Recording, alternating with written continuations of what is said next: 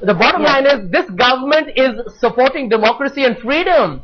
The question is about damaging information, slanderous assaults on tomorrow. As everywhere.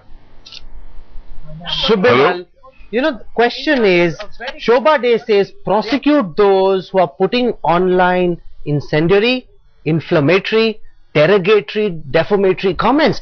Why is that not the model? You know, why do you want to pre-censor or force these companies to remove this?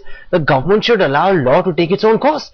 I think that's the model, but the government has really not gone out, you know, of its way to impose anyway Section 69A or even maybe 79. The government is giving an option to the companies that, you know, with all your investments in data mining and all kinds of technology and the amount of people who are doing wrong things, you know, or putting up wrong content, why don't you go and make an effort?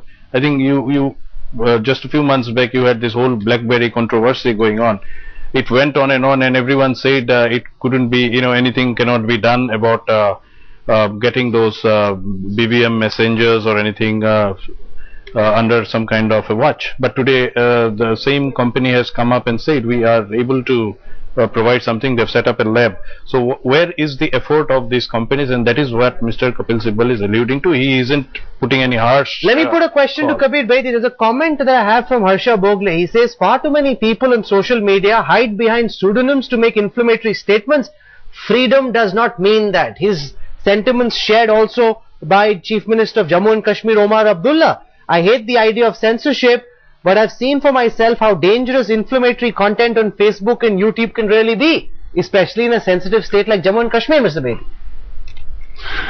You know, inflammatory content is something that can be addressed. It can be prosecuted. It can be prosecuted in a court of law. It can be taken down if it's not right.